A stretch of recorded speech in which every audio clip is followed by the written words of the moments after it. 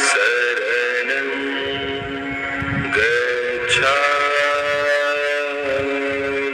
सम्मानित साथियों, नमो बुद्धाय, जय भीम। आज का महत्वपूर्ण अंबेडकर संदेश लेकर हम उपस्थित हो चुके हैं। आपका हार्दिक स्वागत है हमारे यूट्यूब चैनल आवाज का ऑफिशियल में। आज के अंबेडकर संदेश में हम विस्तार से बात करेंगे क्रिप्स प्रस्ताव का। आखिर क्रिप्स मिशन क्या था, क्रिप्स प्रस्ताव क्या था और क्रिप्स कौन थे, भारतीय नेताओं से वार्तालाप के लिए घोषणा का प्रारूप क्या था। आइए आज के अंबेडकर संदेश में हम जानेंगे। सम्मानित साथियों, हम आपको बता दें, भारत देश आज़ाद होने से पहले बहुत तेज गति से इस भारत देश में गतिविधियां चल रही थी, बहुत तेज गति से बदलाव हो रहे थे। उसी का एक प्रारूप क्रिप्स प्रस्ताव भी है। आखिर क्रिप्स प्रस्ताव है क्या, जानेंगे आज के अंबेडकर संदेश में। क्रिप्स प्रस्ताव यदि हमने नहीं जाना तो हम भारतीय संविधान की पृष्ठभूमि को समझने से वंचित हो जाएंगे। इसलिए विशेष निवेदन आपसे है कि इस वीडियो को, इस अंबेडकर संदेश को अंत तक जरूर वॉच कीजिए।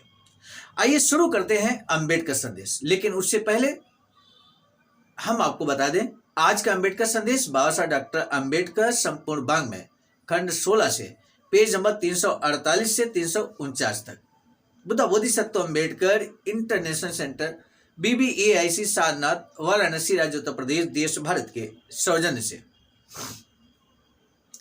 भारतीय नेताओं से वार्तालाप के लिए घोषणा का प्रारूप। परिशिष्ट 8 में लिखा है कि भारत के दौरे पर आए सर स्टैफर्ड क्रिप्स, ध्यान दीजिए, जो क्रिप्स प्रस्ताव आया, ये क्रिप्स सर नेम है, टाइटल नेम है, पूरा नाम है सर स्टैफर्ड क्रिप्स द्वारा भारतीय नेताओं से वार्तालाप के आधार पर ब्रिटेन सरकार के युद्धकालीन मंत्रिमंडल ने इस प्रश्न पर जो निष्कर्ष निकाला है, उनके सुझावों को स्वीकार किया जाए या नहीं, यह उनके उसी वार्तालाप पर आधारित होगा। ब्रिटिश सरकार द्वारा इस देश के लोगों और भारतीयों की भावनाओं पर विचार करने के उपरांत तथा भावी भारत के संबंध में किए गए वादों को पूरा करने के लिए बहुत ही स्पष्ट और ठोस आधार पर ऐसे कदम उठाए जाएं जिनसे भारत में स्वायत्त शासन की स्थापना यथाशीघ्र की जा सके। हमारा उद्देश्य ऐसे नवीन संघीय भारत की स्थापना करना है जिसका यूनाइटेड किंगडम से स्वतंत्र उपनिवेश का संबंध रहेगा और अन्य अधिराज्यों के समान सम्राट के प्रति उनकी सभी अर्थों में समान रूप से राजभक्ति बनी रहेगी और अपने आंतरिक तथा विदेशी मामलों में किसी भी प्रकार के हमारे आधिपत्य में नहीं रहेंगे। इसलिए ब्रिटिश सरकार निम्नलिखित प्रकार की घोषणा करती है। ब्रिटिश सरकार ने क्रिप्स प्रस्ताव के आधार पर क्या घोषणा की, ये जानना बहुत जरूरी है। पहला बिंदु है, विश्व युद्ध समाप्त होने के बाद शीघ्र ही भारतवर्ष के लिए नए संविधान का निर्माण करने के लिए एक निर्वाचित संस्था का गठन किया जाएगा। दूसरा बिंदु, जैसा कि नीचे उद्धृत किया गया है, इस व्यवस्था में भारतीय राज्यों को भी संविधान निर्मात्री संस्था में शामिल किया जाएगा। तीसरा बिंदु, ब्रिटिश सरकार वायदा करती है कि वह संविधान को स्वीकार करेगी और वह निम्नलिखित शर्तों के आधार पर बनाया जाए। आखिर भारतीय संविधान किन शर्तों के अधीन रहेगा, वो शर्तें जानना हर भारतीय के लिए, हर अंबेडकरवादी के लिए, हर संविधान को मानने वाले के लिए बहुत जरूरी है। पहला बिंदु है महत्वपूर्ण बिंदु, ब्रिटिश भारत का कोई प्रांत जो नए संविधान को स्वीकार करने के लिए तैयार न होकर अपनी मौजूदा संवैधानिक स्थिति कायम रखना चाहे तो उसमें उसके निर्णयानुसार बाद में विलय की व्यवस्था होनी चाहिए। यानी कि आज वो हो सकता है भारतीय संविधान को स्वीकार न कर रहा, भारतीय संविधान की शर्तों को स्वीकार न कर रहा हो, लेकिन कल को उसका अगर मन बदले भारतीय गणराज्य में शामिल होने का, तो ऐसी व्यवस्था होनी चाहिए जिससे कि वो आसानी से संवैधानिक तरीके से भारतीय गणराज्य में भी शामिल हो जाए। अपना संघ में विलय न करने वाले ऐसे प्रांतों के विषय में ब्रिटिश सरकार द्वारा नए संविधान में भारतीय संघ से अन्य प्रांतों को समान दर्जा दिया जाए। दूसरा बिंदु, ब्रिटिश सरकार और संविधान निर्मात्री संस्था के मध्य समझौते के तौर पर हस्ताक्षर हो इस संधि से ब्रिटिश सरकार द्वारा भारतीयों के हाथ में पूर्ण सत्ता सौंपने से संबंधित उठने वाली सभी समस्याओं का निदान होगा। वंशानुगत धार्मिक समुदायों और अल्पसंख्यकों की सुरक्षा के लिए ब्रिटिश सरकार द्वारा किए गए वायदों के अनुसार संधि में प्रावधान किया जाएगा, परंतु भारतीय संघ की शक्तियों की शर्त में भविष्य में राष्ट्र कुल के अन्य सदस्य देशों के बारे में कोई शर्त नहीं होगी। इस विषय में वे स्वयं फैसला करें। कोई भारतीय राज्य संविधान को स्वीकार करे या न करे, नई परिस्थिति में उससे हुई संधि का पुनरीक्षण करने की आवश्यकता पड़ेगी। अगला बिंदु है विश्व युद्ध समाप्त होने से पहले प्रमुख समुदायों के भारतीय नेता अन्य किसी प्रकार की व्यवस्था पर जब तक सहमत नहीं हो जाते, संविधान निर्मात्री संस्था निम्न प्रकार की होगी। प्रांतीय चुनावों के परिणाम मालूम होने के तुरंत बाद प्रांतीय विधानमंडलों के निचले सदन की पूरी सदस्यता एकल हस्तांतरणीय मतदाता मंडल की प्रणाली से समानुपातिक प्रतिनिधित्व की व्यवस्था द्वारा संविधान निर्मात्री सभा का चुनाव करेगी। इस नई संस्था में सदस्यों की संख्या मतदाता मंडल की संख्या का 1/10 भाग होगी।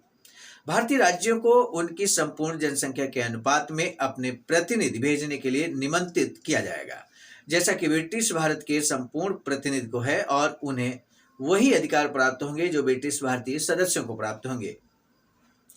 ऐसे कठिनाई के समय में, जैसा कि अगला बिंदु है, ऐसे कठिनाई के समय में जैसा कि अभी भारत में है और जब तक कि भारत का नया संविधान नहीं बन जाता, ब्रिटिश सरकार के लिए आवश्यक हो जाता है कि देश के शासन और भारत की सुरक्षा और नियंत्रण रखने के उत्तरदायित्व का वहन करें और भारत के सैनिक और भौतिक संस्थानों का उत्तरदायित्व भारतवासियों के सहयोग से भारत सरकार वहन करे और भारत के प्रमुख वर्गों के नेताओं, जो कि सभी काउंसिलों में प्रतिनिधियों के रूप में है, उन्हें ब्रिटिश सरकार राष्ट्रकुल और संयुक्त राष्ट्र में भाग लेने के लिए निमंत्रण देती है। इस प्रकार वे भावी स्वतंत्र भारत की मूलभूत आवश्यकताओं तथा समस्याओं को हल करने के योग्य हो सकेंगे।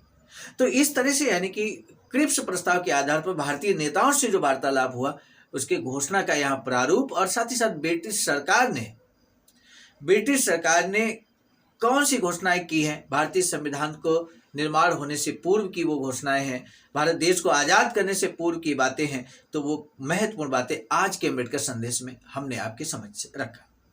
आज के अम्बेडकर संदेश का महत्वपूर्ण जो प्रश्न है वो यही है कि क्रिप्स प्रस्ताव, यानी कि ये जो क्रिप्स शब्द आया वो कहाँ से आया, यानी कि ये क्रिप्स जिनका टाइटल नेम है, सर नेम है, तो आपको बताना बस इतना है कि पूरा नाम उनका क्या है। क्रिप्स का पूरा नाम क्या है ये आपको बताना है, जो कि आज के अम्बेडकर संदेश में हमने इस अम्बेडकर संदेश की शुरुआती लाइन में ही आपको बता दिया था।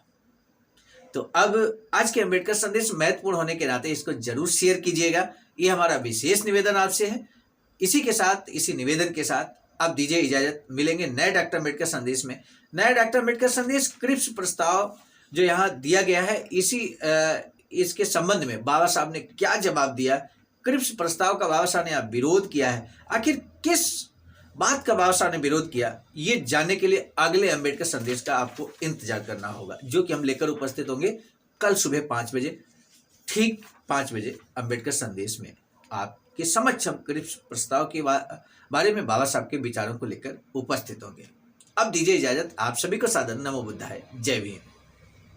सामान्य साथियों, हम एक महत्वपूर्ण बात बताना उचित समझते हैं। बाबा साहब की अधूरी इच्छा के अनुरूप एक वैचारिक सेंटर निर्माणाधीन है सारनाथ वाराणसी में, जहां पर 14,000 स्क्वायर फीट जमीन परचेज कर ली गई है, ring road, green city, Faridpur, Sarnath में। वैचारिक सेंटर के प्रशासनिक ब्लॉक का निर्माण कार्य कंप्लीट हो चुका है। शानदार बेहतरीन प्रशासनिक ब्लॉक का निर्माण पूर्ण हो चुका है। आगे अब मुख्य भवन को बनाने की बारी हम सबकी है और इस हेतु आप दिए गए अकाउंट नंबर पर अपना अमूल्य योगदान कर सकते हैं।